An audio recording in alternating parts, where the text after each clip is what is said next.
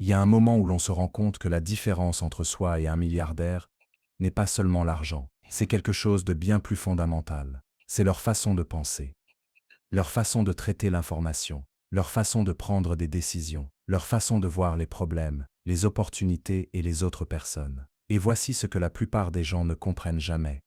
Vous pouvez développer cet état d'esprit bien avant de développer le compte en banque. La plupart des gens croient que la richesse crée l'état d'esprit. Ils pensent qu'une fois que l'on a de l'argent, on commence naturellement à penser différemment. Mais Machiavel, qui a étudié le pouvoir et la richesse pendant des décennies, a compris que le contraire était vrai.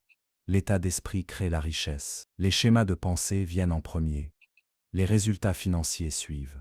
Ce qui est fascinant dans la psychologie des milliardaires, c'est qu'il ne s'agit pas d'être plus intelligent, plus éduqué ou même plus talentueux que tout le monde. Certaines des personnes les plus riches de l'histoire ont abandonné l'université, venaient de la pauvreté, ou ont échoué à plusieurs reprises avant de réussir. Ce qui les distinguait n'était pas leurs circonstances, c'était leur système d'exploitation mentale. Ils pensent en système là où les autres pensent en événement. Ils voient des opportunités, là où les autres voient des problèmes. Ils se concentrent sur ce qu'ils peuvent contrôler, là où les autres sont obsédés par ce qu'ils ne peuvent pas. Ils prennent des décisions basées sur la logique, là où les autres sont mus par l'émotion. Ils pensent à long terme là où les autres vivent au jour le jour. Mais voici la partie révolutionnaire.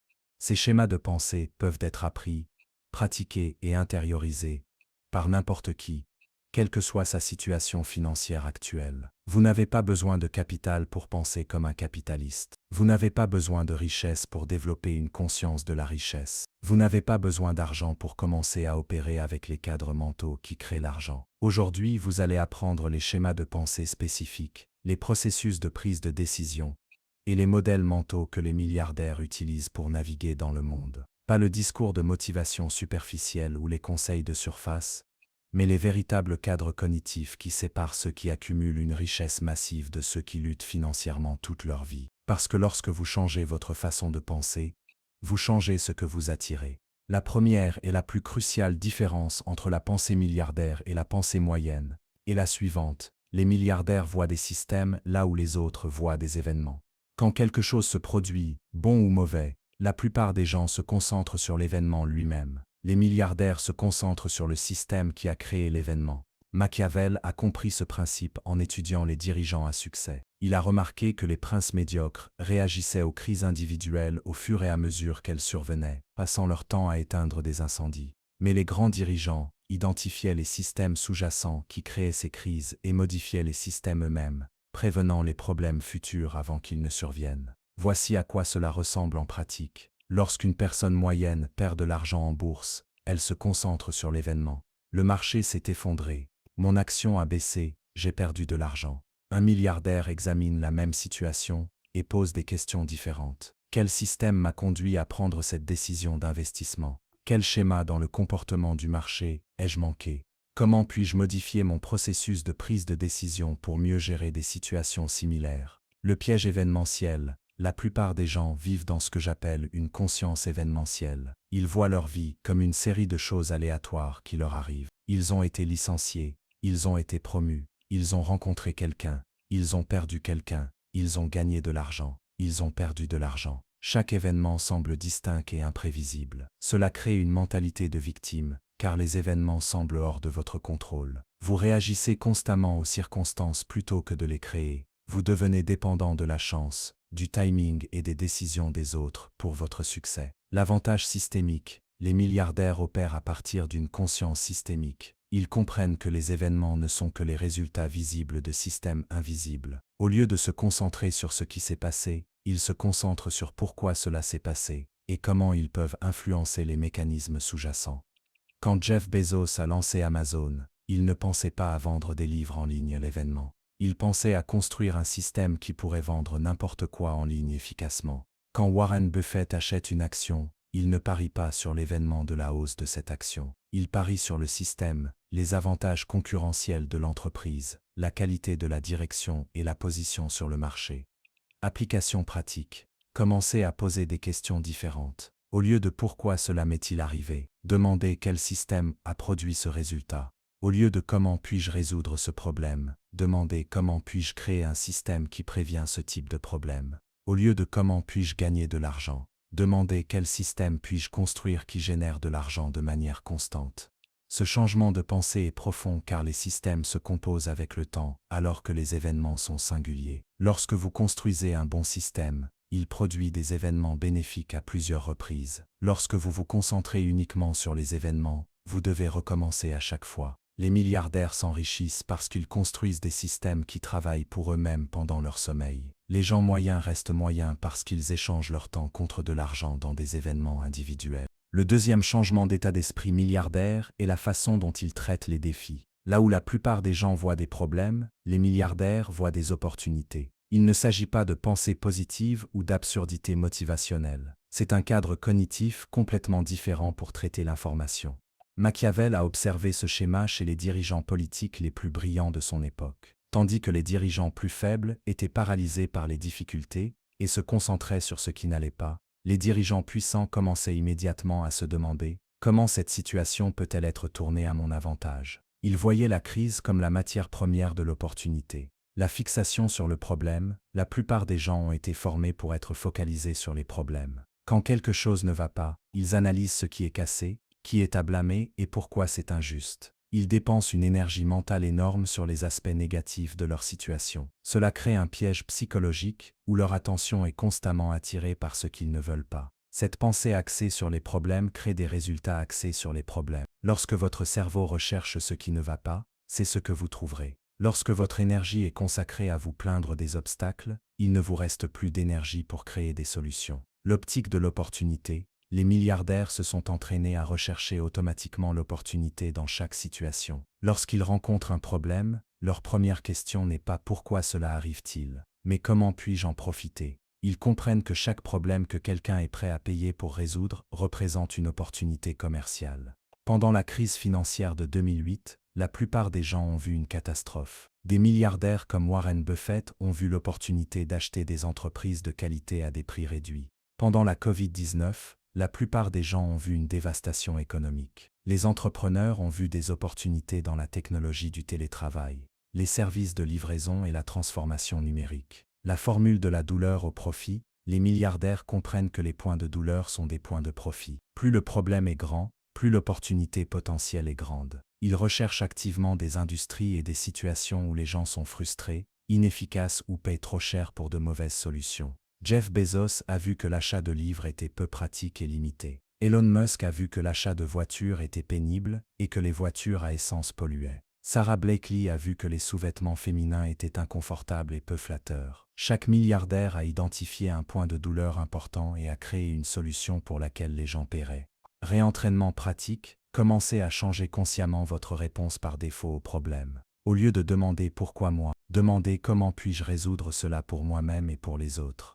Au lieu de vous plaindre d'une industrie ou d'un service, demandez comment cela pourrait-il être mieux fait. Au lieu d'éviter les situations difficiles, demandez quelle opportunité pourrait s'y cacher. Ce recablage mental demande de la pratique, car la focalisation sur les problèmes est profondément ancrée chez la plupart des gens. Mais les milliardaires comprennent que l'attention est leur ressource la plus précieuse, et ils choisissent de concentrer cette attention sur ce qui peut être créé plutôt que sur ce qui manque actuellement. L'esprit qui se concentre sur les problèmes attire plus de problèmes. L'esprit qui se concentre sur les opportunités attire plus d'opportunités. La troisième distinction de l'état d'esprit milliardaire est l'horizon temporel. La plupart des gens pensent en jours, semaines ou mois. Les milliardaires pensent en années, décennies et générations. Cette différence de perspective temporelle change complètement leur façon de prendre des décisions, ce qu'ils priorisent et ce qu'ils sont prêts à sacrifier aujourd'hui pour des gains futurs. Machiavel a beaucoup écrit sur l'importance de la pensée stratégique à long terme. Il a observé que les dirigeants qui prenaient des décisions basées sur des pressions immédiates maintenaient rarement le pouvoir, tandis que ceux qui planifiaient pour des conséquences lointaines construisaient des empires durables. La capacité à retarder la gratification et à penser au-delà du moment présent était la marque d'un vrai leadership. Le piège de la gratification instantanée. La société moderne a entraîné la plupart des gens à penser à court terme. Ils veulent des résultats rapides, des récompenses immédiates et des solutions instantanées. Cela crée un cadre de prise de décision basé sur ce qui fait du bien maintenant, plutôt que sur ce qui mène au meilleur résultat sur le long terme. La pensée à court terme mène à l'endettement au lieu de l'épargne, à la consommation au lieu de l'investissement, à la réaction au lieu de la préparation. Les gens font des choix qui optimisent le confort d'aujourd'hui au détriment du succès de demain. Ils achètent des choses qu'ils ne peuvent pas se permettre, prennent des emplois qui paient bien mais ne mènent nulle part, et évitent les tâches difficiles qui porteraient leurs fruits plus tard. L'avantage composé, les milliardaires comprennent que de petites actions se composent avec le temps pour donner des résultats massifs. Ils sont prêts à prendre des décisions qui semblent sous-optimales à court terme, mais qui créent des avantages exponentiels sur des années et des décennies. Warren Buffett a détenu certaines actions pendant plus de 50 ans parce qu'il pense en termes de fondamentaux d'entreprise sur des décennies, pas de mouvement de cours d'action sur des mois. Jeff Bezos a sacrifié la rentabilité d'Amazon pendant des années pour construire une domination du marché et une infrastructure qui rapporterait massivement plus tard. Elon Musk a tout investi dans SpaceX et Tesla, alors que les deux entreprises étaient proches de la faillite, parce qu'ils croyaient en leur potentiel à long terme. La question des 10 ans, les milliardaires se demandent régulièrement « Pour quelle décision mon moi futur me remercierait-il aujourd'hui ?» Ils évaluent les choix en fonction de là où ils veulent être dans 10 ans, pas de là où ils sont maintenant. Cette perspective leur permet de prendre des décisions difficiles qui créent un effet de levier futur. Au lieu de demander quel est le moyen le plus rapide de gagner de l'argent, ils demandent quelles compétences, relations ou actifs puis-je construire maintenant qui se composeront avec le temps.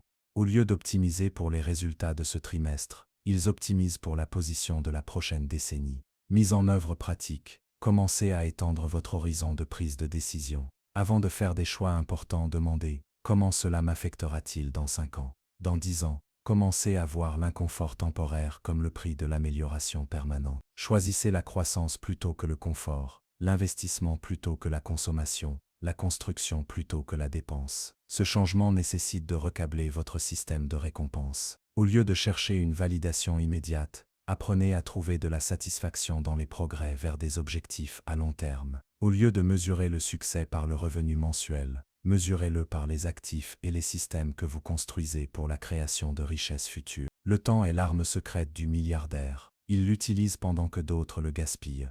Le quatrième changement d'état d'esprit milliardaire est la façon dont ils catégorisent tout dans leur vie. La plupart des gens pensent en termes de choses que je veux et choses dont j'ai besoin. Les milliardaires pensent en termes d'actifs qui me rapportent de l'argent et de passifs qui me coûtent de l'argent. Ce simple cadre mental transforme complètement leur façon de prendre des décisions d'achat et la manière dont ils allouent leurs ressources. Machiavel a compris ce principe en termes politiques. Il faisait la distinction entre les investissements qui renforçaient la position d'un dirigeant et les dépenses qui ne servaient qu'à maintenir les apparences. Le prince sage construisait des actifs, des armées loyales, des alliances stratégiques, des territoires productifs. Le prince insensé accumulait des passifs, des cours coûteuses, des guerres dispendieuses, de l'argent emprunté pour la consommation. L'état d'esprit du consommateur, la plupart des gens ont été formés à penser comme des consommateurs. Ils évaluent les achats en fonction du désir, du statut social ou de l'utilité immédiate. Je veux cette voiture parce qu'elle est belle. J'ai besoin de cette maison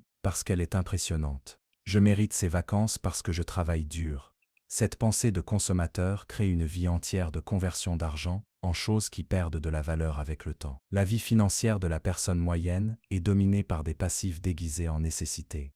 Paiement de voiture, dette de carte de crédit, logement coûteux par rapport aux revenus, et consommation sans fin de biens qui se déprécient. L'état d'esprit de l'investisseur, les milliardaires pensent d'abord comme des investisseurs, ensuite comme des consommateurs. Avant d'acheter quoi que ce soit d'important, ils demandent « Est-ce que cela me rapportera de l'argent ou me coûtera de l'argent avec le temps ?»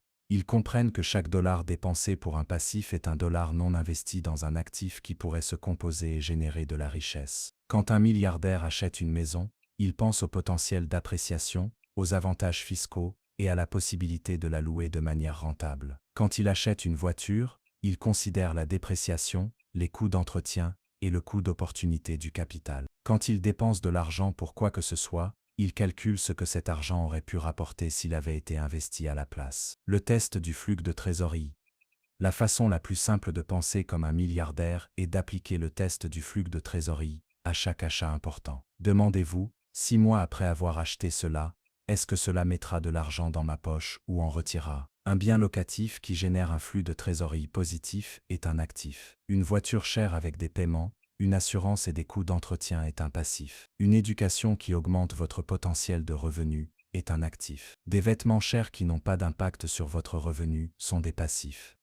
Application pratique, commencez à recadrer vos décisions financières. Avant tout achat majeur, faites une pause et demandez, est-ce un actif ou un passif? Cet argent pourrait-il être mieux utilisé pour acquérir quelque chose qui s'apprécie ou génère des revenus? Cela ne signifie pas vivre comme un moine ou ne jamais profiter de rien. Cela signifie être intentionnel sur le ratio actif-passif dans votre vie. Les milliardaires maximisent les actifs et minimisent les passifs. Les gens moyens font le contraire. Les riches s'enrichissent parce qu'ils transforment l'argent en choses qui rapportent plus d'argent. Les pauvres restent pauvres parce qu'ils transforment l'argent en choses qui coûtent plus d'argent. La cinquième distinction de l'état d'esprit milliardaire est la façon dont ils abordent l'obtention de résultats. La plupart des gens pensent de manière linéaire. S'ils veulent 2 fois plus de résultats, ils doivent travailler 2 fois plus dur. Les milliardaires pensent en termes d'effet de levier. Comment peuvent-ils multiplier leurs efforts grâce au temps, à l'argent, aux compétences et aux ressources des autres? Machiavel a compris l'effet de levier, comme la pierre angulaire du pouvoir. Il a observé que les dirigeants les plus brillants ne menaient pas personnellement chaque bataille, ou ne géraient pas chaque décision. Au lieu de cela, ils construisaient des systèmes où leurs seuls ordres pouvaient mobiliser des milliers de personnes et de vastes ressources. Leur pouvoir était multiplié par l'effet de levier organisationnel. Le piège linéaire. La plupart des gens sont coincés dans la pensée linéaire. Ils échangent leur temps contre de l'argent, sur une base de 1 pour 1. Travaillez 1 heure, soyez payé pour 1 heure. Vous voulez plus d'argent, travaillez plus d'heures. Cela crée un plafond à leur potentiel, car il n'y a que 24 heures dans une journée. Les penseurs linéaires essaient de résoudre les problèmes en travaillant plus dur, en restant plus tard, en assumant plus de tâches eux-mêmes. Ils deviennent des goulots d'étranglement pour leur propre succès. Car tout dépend de leur temps et de leur énergie personnelle. Quand ils arrêtent de travailler, l'argent cesse de rentrer. L'avantage du levier. Les milliardaires comprennent que la vraie richesse vient de la multiplication, pas de l'addition. Ils se demandent constamment, comment puis-je obtenir ce résultat sans faire le travail moi-même? Ils cherchent des moyens d'amplifier leurs efforts par des systèmes, des personnes, la technologie et le capital. Warren Buffett ne recherche pas personnellement chaque investissement. Il a des équipes d'analystes. Jeff Bezos n'emballe pas les colis d'Amazon. Il a construit des systèmes où des millions de personnes gèrent l'exécution. Elon Musk ne construit pas chaque Tesla. Il a créé des systèmes de fabrication qui produisent des milliers de voitures avec une implication personnelle minimale. Les 4 types de leviers. Les milliardaires maîtrisent 4 formes de levier. Premièrement, le levier humain. Embauchez d'autres personnes pour exécuter pendant que vous vous concentrez sur la stratégie. Deuxièmement, le levier capital. Utilisez l'argent des autres pour financer la croissance. Troisièmement, le levier technologique. Construire des systèmes qui fonctionnent automatiquement. Quatrièmement, le levier médiatique. Créer du contenu ou des marques qui atteignent des millions de personnes sans effort supplémentaire. Mise en œuvre pratique. Commencez à penser en multiplication plutôt qu'en addition. Au lieu de demander comment puis-je travailler plus dur, demandez comment puis-je travailler plus intelligemment. Au lieu de comment puis-je en faire plus, de demander comment puis-je faire cela sans le faire moi-même. Recherchez des opportunités de créer un effet de levier dans votre situation actuelle. Pouvez-vous automatiser des tâches répétitives? Pouvez-vous déléguer des responsabilités? Pouvez-vous créer des systèmes qui fonctionnent sans votre supervision constante? Pouvez-vous construire quelque chose une fois qui vous profite à plusieurs reprises? L'objectif est de passer d'être payé pour votre temps à être payé pour vos résultats, et finalement à être payé pour des systèmes qui produisent des résultats sans votre implication directe. Les milliardaires s'enrichissent en gagnant de l'argent pendant leur sommeil. Vous ne pouvez pas faire cela avec une pensée linéaire. Vous avez besoin d'un effet de levier. Le 6e changement d'état d'esprit milliardaire est la façon dont ils abordent le risque. La plupart des gens ont une aversion pour le risque. Ils évitent l'incertitude et la perte potentielle à tout prix. Les milliardaires sont intelligents face au risque. Ils évaluent, calculent et prennent systématiquement des risques stratégiques que les autres ne prendront pas, car les récompenses potentielles justifient les pertes potentielles. Machiavel a écrit que la fortune sourit aux audacieux, mais il a également souligné que l'audace doit être calculée. Le prince qui réussissait prenait des risques que les dirigeants faibles évitaient, mais ce n'étaient pas des paris imprudents. C'étaient des mouvements stratégiques, basés sur une analyse minutieuse des résultats potentiels et des pertes acceptables. L'illusion de la sécurité. La plupart des gens croient qu'éviter le risque est sûr. Ils choisissent l'emploi sûr, l'investissement sûr, le chemin garanti. Mais cela crée le plus grand risque de tous, le risque de la médiocrité, le risque que l'inflation érode leur pouvoir d'achat, et le risque d'être laissés pour compte pendant que d'autres progressent. La pensée averse au risque mène à des résultats averses au risque. Lorsque vous évitez toute possibilité de perte, vous évitez également toute possibilité de gain significatif. La personne qui ne risque jamais de perdre de l'argent gagne rarement de l'argent substantiel. La personne qui ne risque jamais l'échec réalise rarement des succès révolutionnaires. Le cadre d'intelligence face au risque. Les milliardaires n'évitent pas le risque, ils le gèrent intelligemment. Ils comprennent que le plus grand risque est de ne prendre aucun risque dans un monde qui change rapidement. Ils développent des systèmes pour évaluer quels risques valent la peine d'être pris et comment minimiser les inconvénients potentiels tout en maximisant les avantages potentiels. Quand Jeff Bezos a quitté son emploi bien rémunéré à Wall Street pour lancer Amazon, il a utilisé ce qu'il a appelé le cadre de minimisation des regrets. Il s'est imaginé à 80 ans regardant en arrière et s'est demandé quel choix il regretterait le plus. Avoir essayé et échoué, ou n'avoir jamais essayé du tout. Le risque de regret l'emportait sur le risque d'échec. La prise de risque asymétrique. Les milliardaires recherchent des risques asymétriques,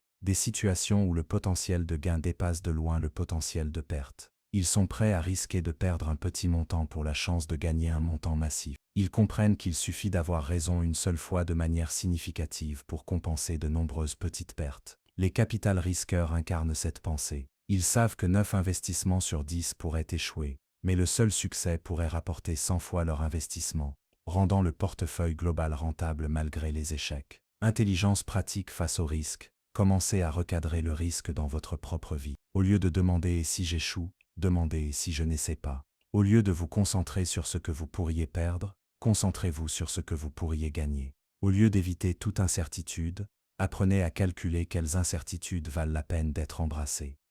L'objectif n'est pas de devenir imprudent, mais de devenir stratégiquement audacieux. Prenez des risques qui pourraient changer votre vie tout en évitant les risques qui pourraient la détruire. Le chemin sûr semble sécurisé mais mène à l'insécurité. Le chemin du risque calculé semble incertain mais mène à des résultats extraordinaires. La 7e distinction de l'état d'esprit milliardaire est la façon dont ils voient les relations et les connexions. La plupart des gens pensent individuellement, ils se concentrent sur leurs propres compétences, leurs propres efforts, leurs propres réalisations. Les milliardaires pensent en réseau. Ils comprennent que votre valeur nette est directement liée à votre réseau, et ils construisent stratégiquement des relations qui multiplient leurs capacités. Machiavel a consacré des chapitres entiers à l'importance des alliances et des relations stratégiques. Il comprenait que même le dirigeant le plus capable ne pouvait pas réussir isolément. Le pouvoir ne venait pas seulement de la force personnelle, mais de la capacité à coordonner et à exploiter les forces des autres par des réseaux soigneusement cultivés. Le piège de l'opérateur solo.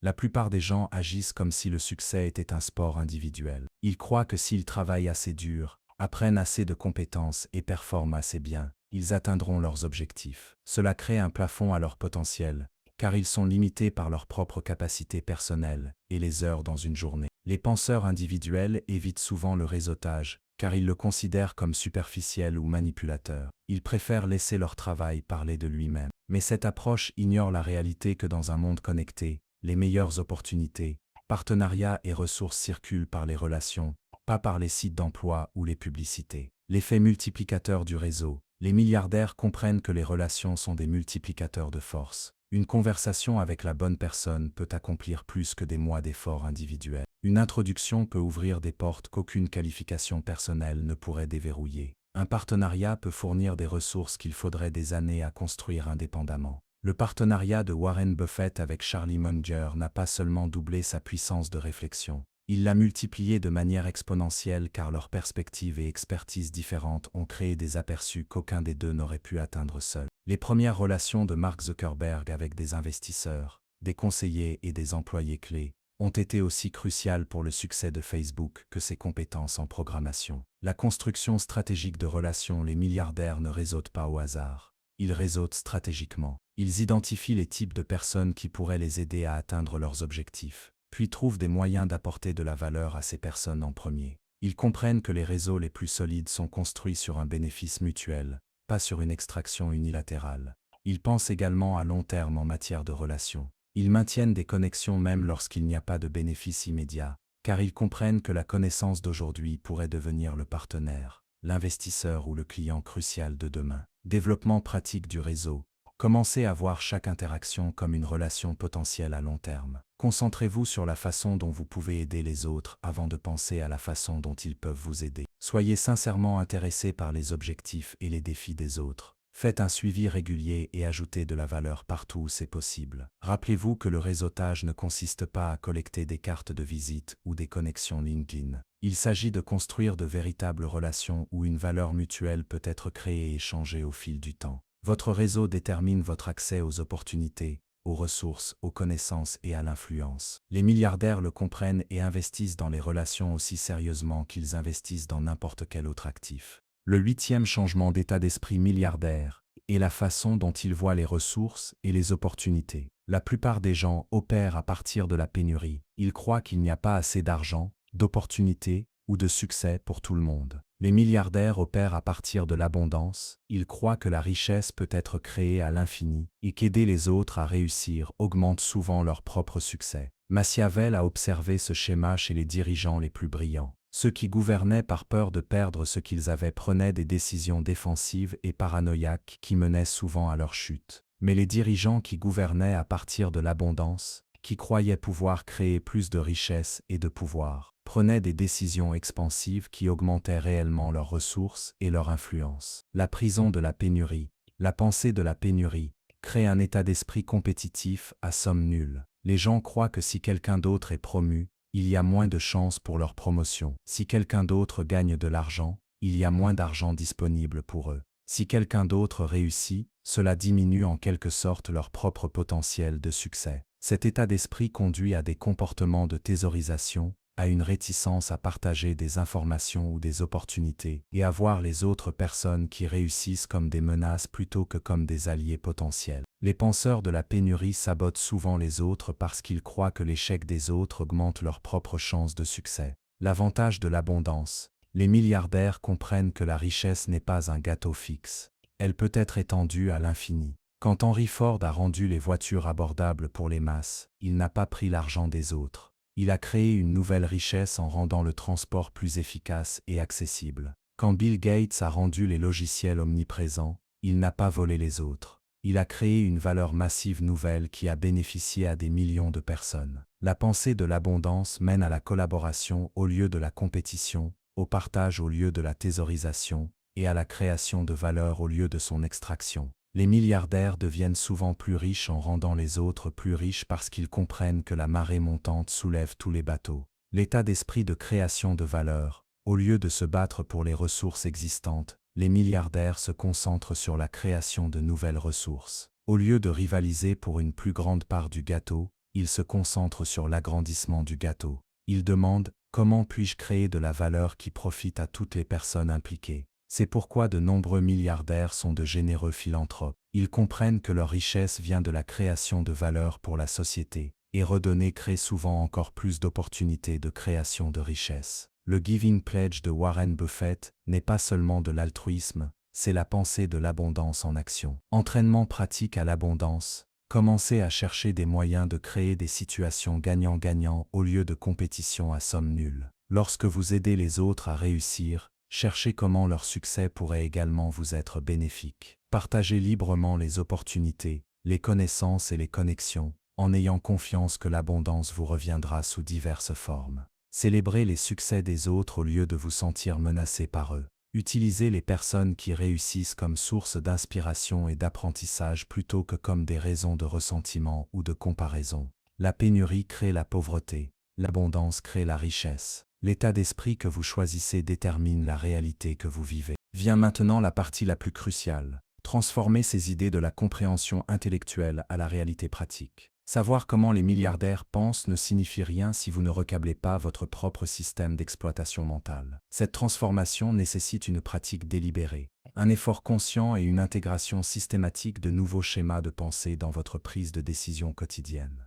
Machiavel comprenait que la connaissance sans application était sans valeur. Il a écrit ces principes non pas pour l'étude académique, mais pour une mise en œuvre pratique par ceux qui voulaient un pouvoir et une influence réelle. L'écart entre savoir et faire est là où la plupart des gens échouent, mais c'est aussi là que se trouvent les plus grandes opportunités de transformation. Le défi de recablage mental de 30 jours. Commencez avec un changement d'état d'esprit par semaine. Première semaine, pratiquez la pensée systémique en demandant quel système a créé ce résultat, au lieu de vous concentrer sur des événements individuels. Deuxième semaine, entraînez la reconnaissance d'opportunités en trouvant 3 opportunités potentielles dans chaque problème que vous rencontrez. Troisième semaine, appliquez la question des 10 ans à chaque décision importante. Quatrième semaine, utilisez le test actif contre passif avant tout achat majeur. Exercices mentaux quotidiens. Chaque matin, passez 5 minutes à examiner vos objectifs à travers chaque filtre de l'état d'esprit milliardaire. Demandez-vous, quel système puis-je construire aujourd'hui? Quelles opportunités me manquent? Comment cela sert-il ma vision à 10 ans? Est-ce un actif ou un passif? Comment puis-je utiliser l'effet de levier des ressources des autres? Quels risques devrais-je prendre? Avec qui devrais-je me connecter? Comment puis-je créer de l'abondance? Transformation de la prise de décision. Avant de faire un choix important, passez-le au crible du cadre de pensée milliardaire. Au lieu de décider en fonction du confort, de la commodité ou de la gratification immédiate, décidez en fonction de la création de richesses à long terme, du potentiel d'opportunité et de la valeur stratégique. Cela ne signifie pas devenir froid ou calculateur. Cela signifie devenir intentionnel et stratégique sur les choix qui affectent votre avenir financier. Vous pouvez toujours profiter de la vie tout en pensant comme quelqu'un qui crée de la richesse plutôt que quelqu'un qui la consomme simplement. Le changement d'identité, le changement le plus puissant se produit lorsque vous commencez à vous voir différemment. Au lieu de « je suis quelqu'un qui essaie de gagner de l'argent », pensez « je suis quelqu'un qui crée de la valeur et la richesse découle naturellement de cette création ». Au lieu de « je ne peux pas me permettre cela », pensez « comment puis-je augmenter ma création de valeur pour me permettre cela ». Mesurez les progrès. Suivez vos schémas de pensée, pas seulement vos résultats financiers. Remarquez quand vous retombez dans une pensée axée sur l'événement, le problème, le court terme, l'accumulation de passifs, linéaire, averse au risque, individuel ou basé sur la pénurie. L'objectif est de repérer ces schémas plus rapidement et de les rediriger vers la pensée milliardaire. Rappelez-vous, vous n'avez pas besoin d'argent pour penser comme un milliardaire. Vous avez besoin de la pensée milliardaire pour créer de l'argent. Ces cadres mentaux sont gratuits, mais ils sont aussi inestimables. Ils sont la différence entre une vie de lutte financière et une vie de création de richesse. Commencez à penser comme un milliardaire aujourd'hui. Votre compte en banque suivra demain.